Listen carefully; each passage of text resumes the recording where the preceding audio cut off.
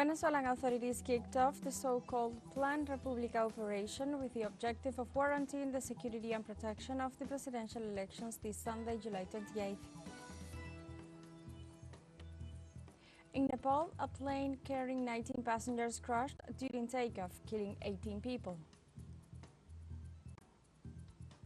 And in Palestine, Tel Aviv regime troops killed at least 5 people after destroying a building in the Nuseirat Refugee Camp.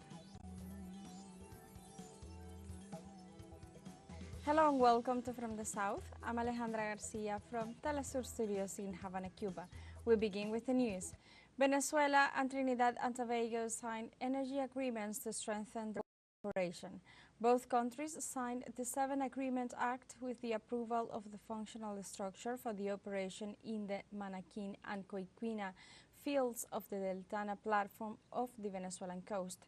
The agreement establishes licenses for U.S. and European companies to join in the exploration and exploitation of gas and other hydrocarbons. The event was headed by the President Nicolás Maduro, who ratified Venezuela's own formula for development and the emerging energy cooperation in the region.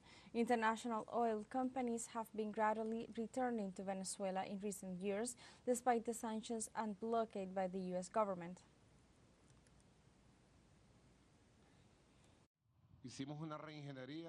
We re-engineered our brain, our mind, our plans, and, at that precise moment, we resumed negotiations with Trinidad and Tobago to look for our own formula.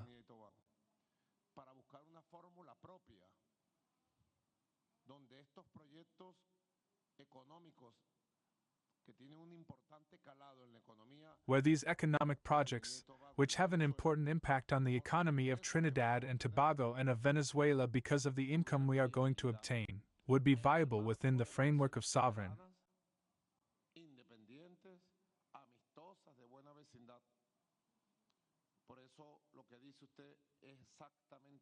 independent, friendly, good neighborly relations. We are taking a monumental step in the right direction. And I would say that we are on the right side of history. The new world that is emerging belongs to us.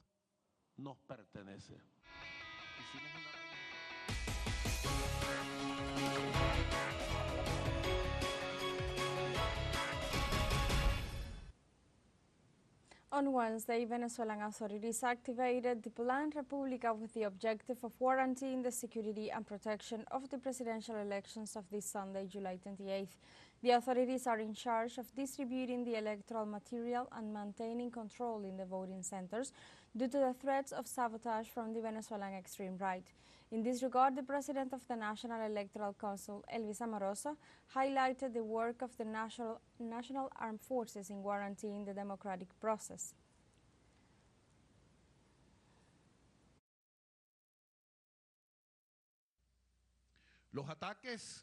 The attacks are permanent, and from here I denounce the media campaign, paid by dirty money, money from drug trafficking.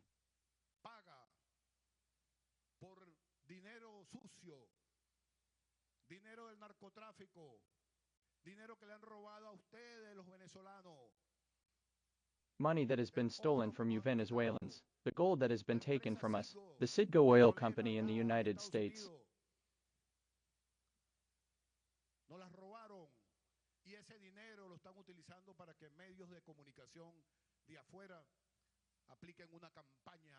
Stolen from us, and that money is being used by foreign media to apply a campaign of destruction against the Venezuelan people and seeking to hinder these elections. For his part, the Venezuelan Attorney General Tarek William Saab reaffirmed the National Electoral Council as the only body in charge of issuing the official results of the presidential elections.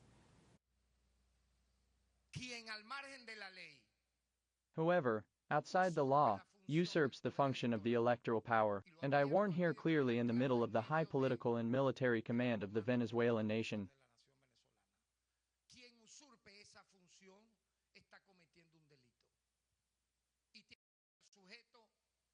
Whoever usurps that function is committing a crime, and must be subject to an investigation and be prosecuted and arrested.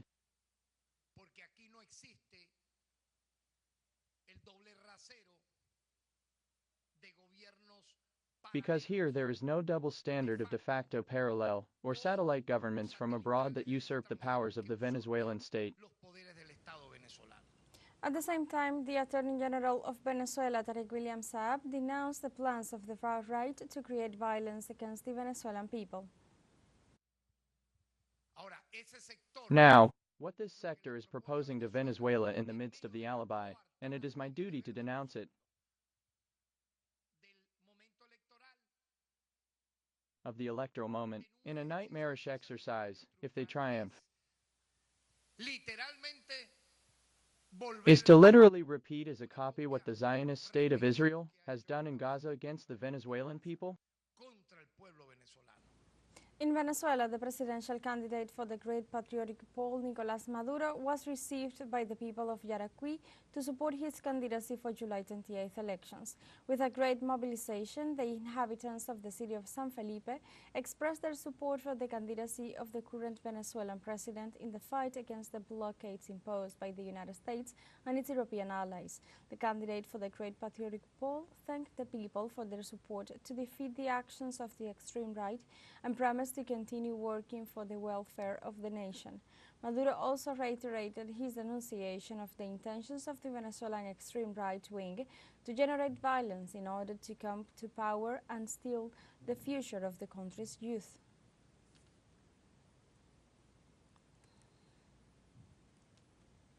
In this context, the presidential candidate of the Great Patriotic Poll, Nicolás Maduro, continued his tour through the state of Portuguesa as part of his presidential campaign for the elections of next July 28th. The candidate was received by a large mobilization in the city of Guanare, which ratified its support to the future governmental proposals presented by the candidate. In this sense, Maduro warned that sympathizers of the Venezuelan ultra-right wing of being used by fugitives from justice and disqualified politicians for personal benefits. Also in Venezuela, the people of the state of Anzoátegui took to the streets on Wednesday as part of a mobilization in support of the presidential candidate for the Great Patriotic Poll, Nicolás Maduro. The rally took place in El Tigre in the municipality Simón Rodríguez and was led by the first vice president of the United Socialist Party of Venezuela, Diosdado Cabello. During his speech, Cabello affirmed that the victory of this July 28th will be achieved with the organized work of all the Venezuelan people. He also recalled that the victory of candidate Nicolás Maduro will also be of the people for peace, stability, and national development.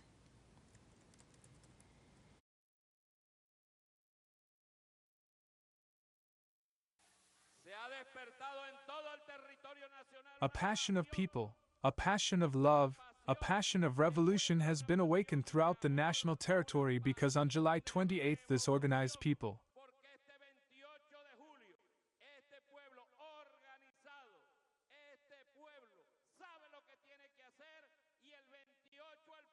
this people know what they have to do, and on July 28th the people will vote for whom? For whom? The 28th wins. The 28th wins, and you know that with Nicolás the people win.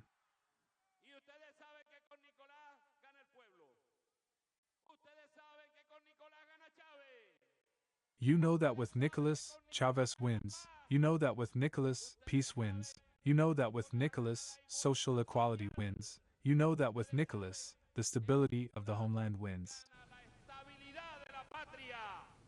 Let's take a short break, but remember you can join us on TikTok at teleSUR English, where you will find news in different formats, news updates, and more. We'll be right back. Stay with us.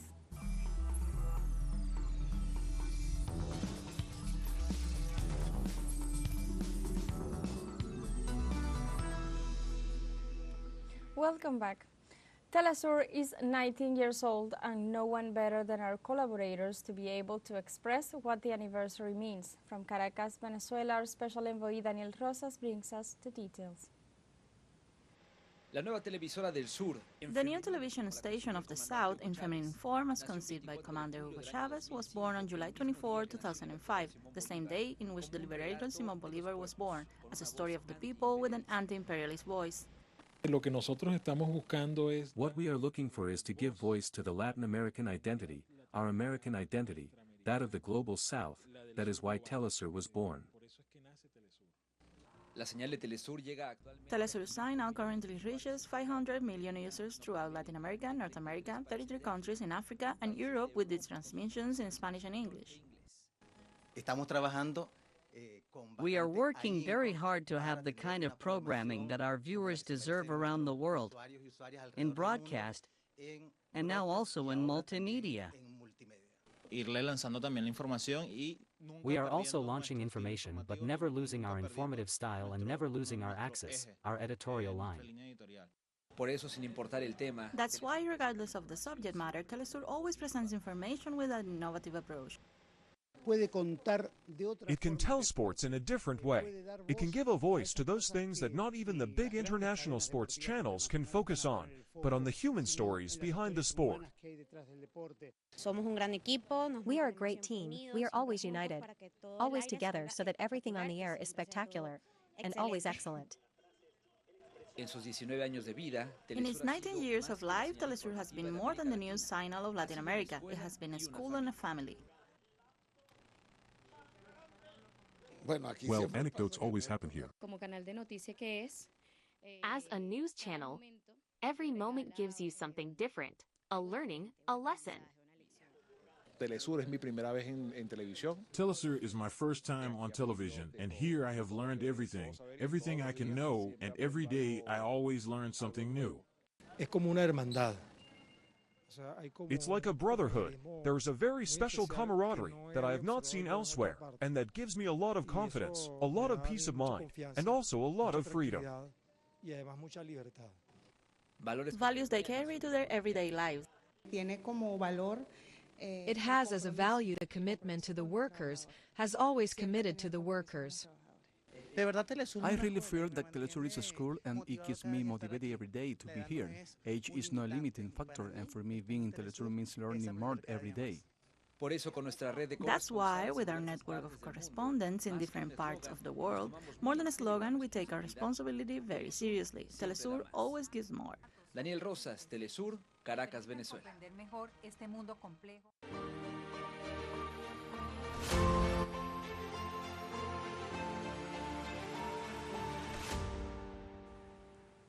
Ukraine, under the Chinese government's mediation, prepares the conditions for dialogue with Russia to ensure peace. In this regard, Foreign Minister Wang Yi reported that his Ukrainian counterpart, Dmitry Kuleba, confirmed Kyiv's readiness to hold talks with Russia. During a bilateral meeting, Kuleba specified that the negotiations must be rational, substantial, and aimed at achieving a just and lasting peace. The Ukrainian diplomat also valued as highly positive and significant the active role of China in the promotion of peace and the upholding of international order. In addition to a peace plan, both parties addressed bilateral relations.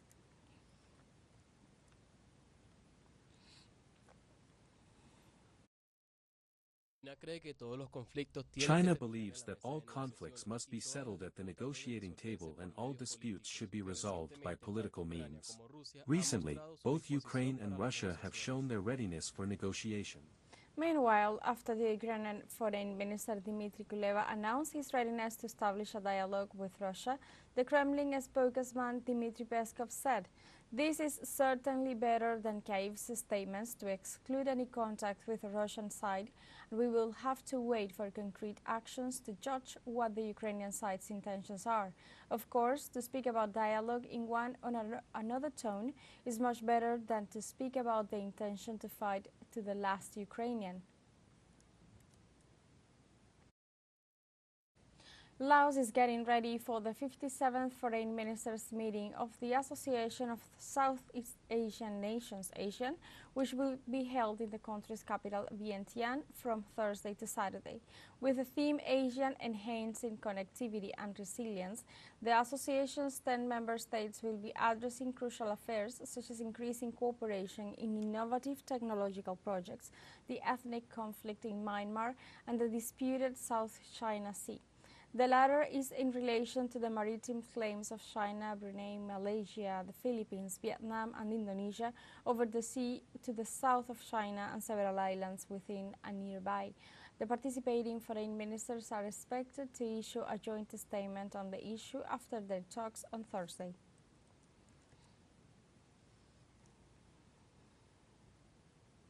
On Wednesday, a plane carrying 19 passengers crashed in Nepal, killing 18 people and leaving the pilot as the only survivor.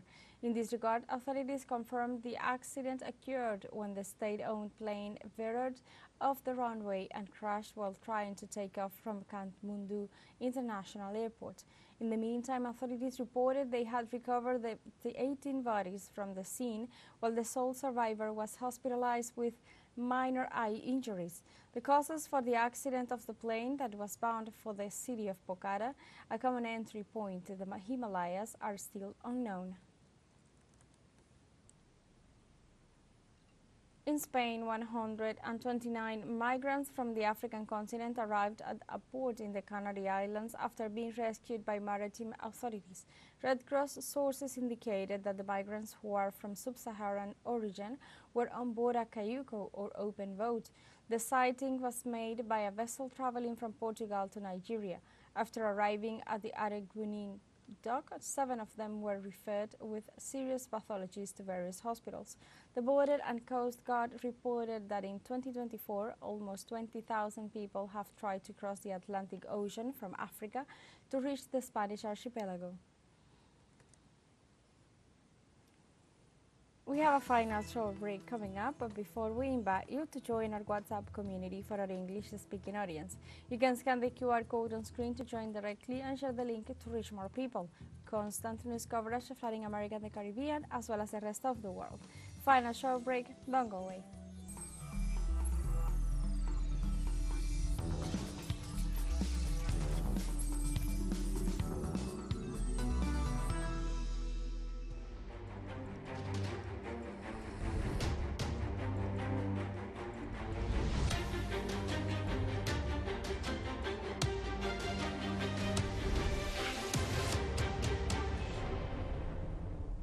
Welcome back. In Palestine, Tel Aviv regime troops killed at least 5 people after destroying a building in the Nuseirat Refugee Camp. During these attacks, 5 civilians were killed immediately and another was transferred to a medical center with multiple wounds. Israeli regime aircraft bombed several buildings in the Al-Han area in the northern Gaza Strip. United Nations stated that 150,000 people were displaced from Khan Yunis after the occupation ordered citizens to evacuate. It is worth mentioning that the regime continues its military incursions against the territories of Rafah Governorate. In Palestine, at least 11 people were killed by the Israeli army in assaults on the occupied West Bank during the last 24 hours. In this sense, on Wednesday, a 16-year-old teenager was killed after being shot during clashes with Israeli soldiers in Nuseirat Refugee Camp, north of Jerusalem. On the other hand, a large contingent of vehicles of the occupation army also stormed family residences as part of their policy of collective punishment of the Palestinian population. Meanwhile, 6 people were reported wounded by bullets and 2 by beatings by Israeli soldiers, while the rest of the deaths occurred during assaults in the localities of Tubas and Tulkarem.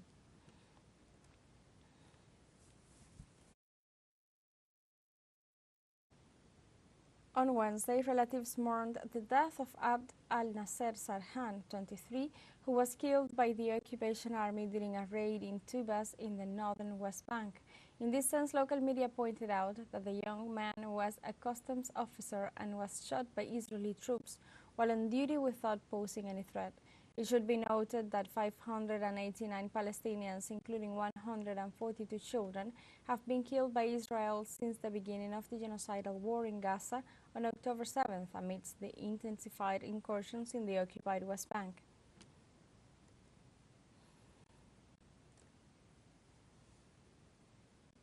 Parallel to the attacks of the occupation army, Israeli settlers intensified their attacks against the Palestinian population in the occupied West Bank.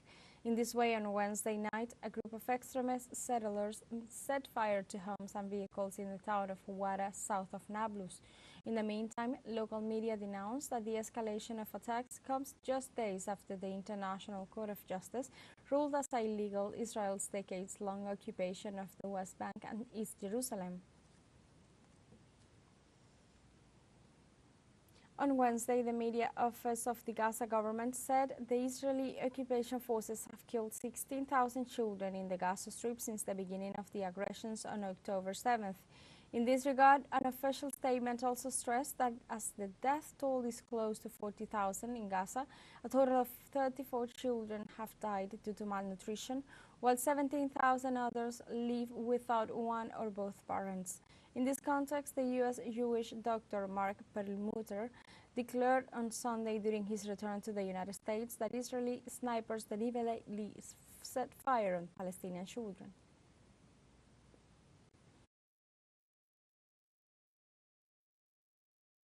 Definitively. I have two children that I have photographs of that were shot so perfectly in the chest I couldn't put my stethoscope over their heart more accurately, and directly on the side of the head in the same child. No toddler gets shot twice by mistake by the world's best sniper, and they're dead. In the United States, at least 200 demonstrators were arrested during protests against the visit of Israeli Prime Minister Benjamin Netanyahu to the country. The protest was coordinated by several groups that defend human rights and reject the Israeli genocide against the Palestinian territories. Capitol Police detained some 200 activists near the House of Representatives office building in Washington. Republican presidential candidate Donald Trump said he would hold talks with the Israeli premier in coming days. It should be noted that the United States is the leading sponsor of military equipment and ammunition to the Israeli regime.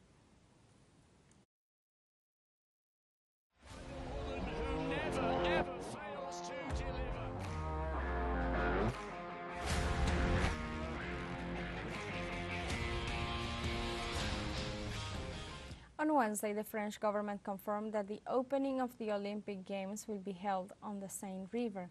In this regard, President Emmanuel Macron said that the security checks had been carried out after a month of hard work.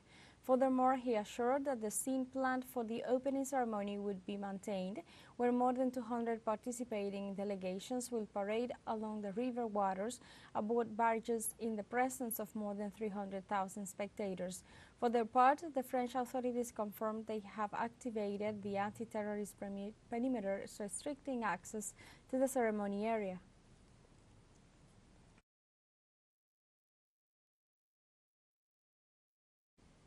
In other notes related to the Paris 2024 Games, the Palestinian Olympic Committee and the Palestinian Football Association demanded the exclusion of Israel from the Paris 2024 Games due to the crimes committed by the country, especially in the Gaza Strip. Let us recall that Palestine, through a letter sent to the president of the International Olympic Committee, Thomas Bach, and to the head of FIFA, Gianni Infantino, denounced the Israeli violation of the observance of the Olympic truce for the Paris 2024 multi-sport event. We have come to the end of this news brief, but you can find these and many other stories on our website at telesurenglish.net and join us on social media, Facebook, X, Instagram, Telegram and TikTok. For Telesur English, I'm Alejandra Garcia. Thank you for watching.